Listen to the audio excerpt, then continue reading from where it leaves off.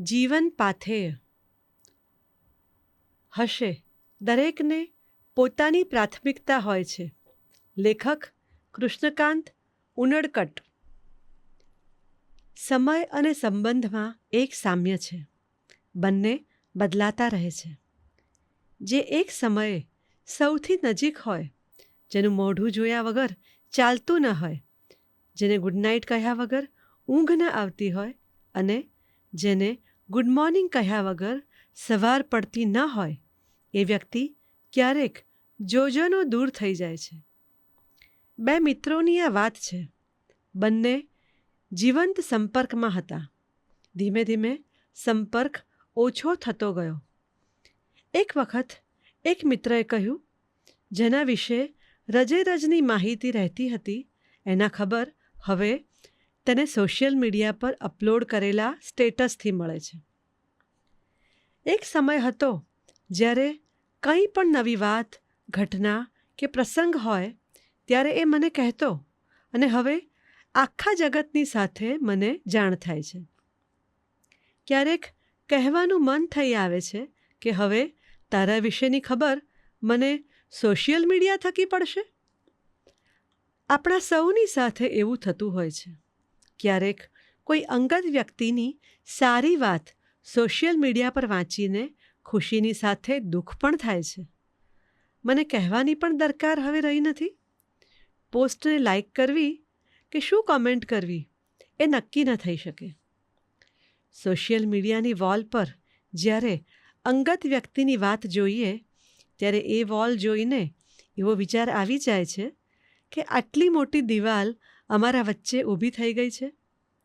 એક નિસાસા સાથે લાઈક કરીએ છીએ ત્યારે આંખોના ખૂણામાં થોડો ભેજ બાજી જતો હોય છે. એક વેદનાની લહેર ઉઠતી હોય છે. કેટલીક વ્યથા આપણને છેડી અને છંછેડી જાય છે. વિચારોને ટાળવાનો પ્રયાસ કરીએ છીએ, પણ થતું નથી. સાવ આવું થોડું હોય?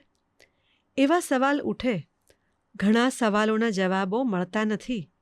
ત્યારે આ સવાલો શૂળ બનીને ભોંકાતા હોય છે.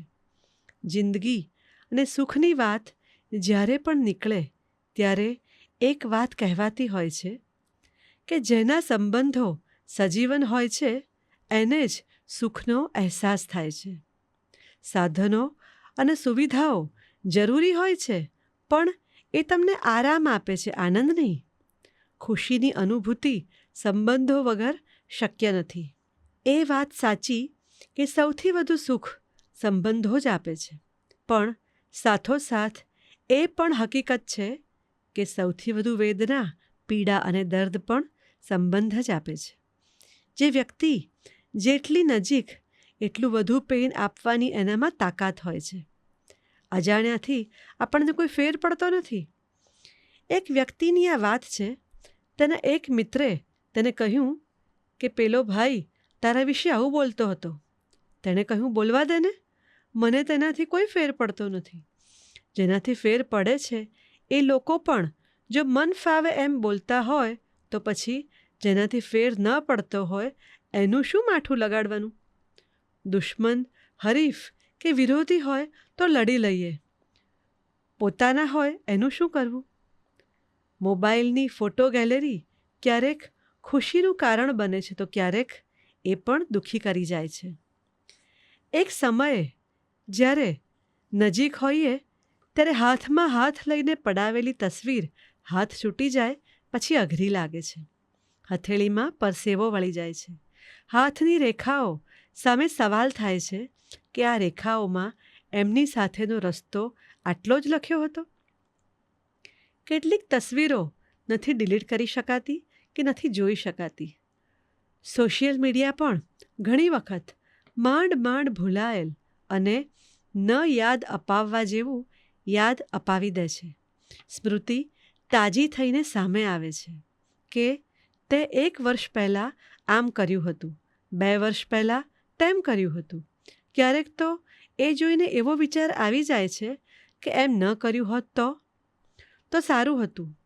અનફ્રેન્ડ કરી દીધા પછી પણ લોકો ક્યાં ભૂલી શકાતા હોય છે. એક છોકરાની આ વાત છે.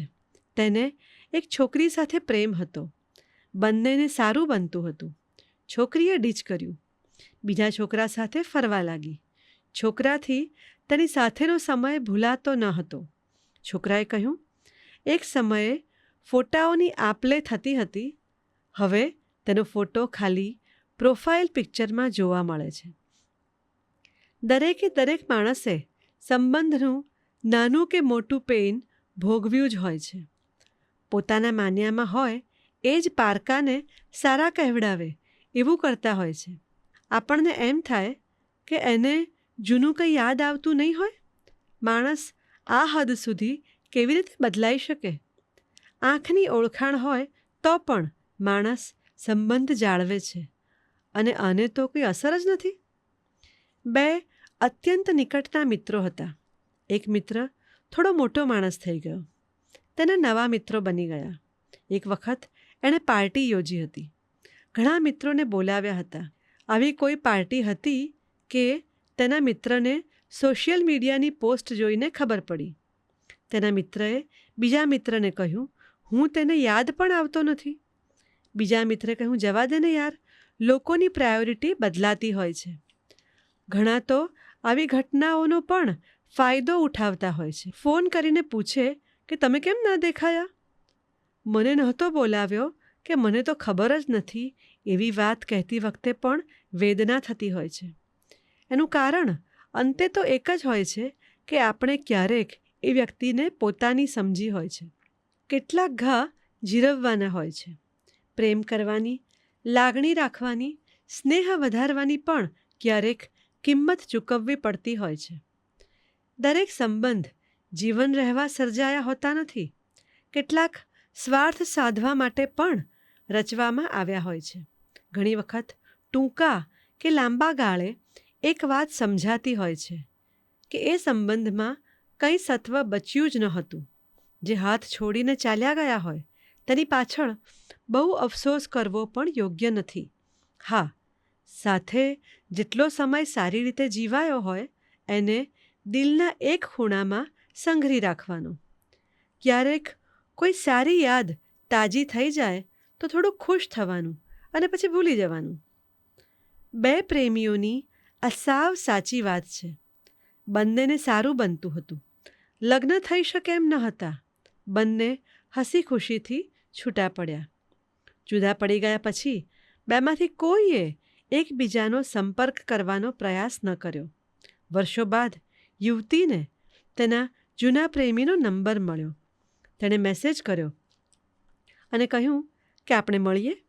એ પુરુષે સારી ભાષામાં ના કહી દીધી. તેણે લખ્યું કે તારી સાથેની યાદો મારામાં જીવંત છે. મારા મનમાં તારી જે મૂર્તિ છે તેને મારે ખંડિત થવા દેવી નથી. હું પણ હવે પહેલાં જેવો રહ્યો નથી.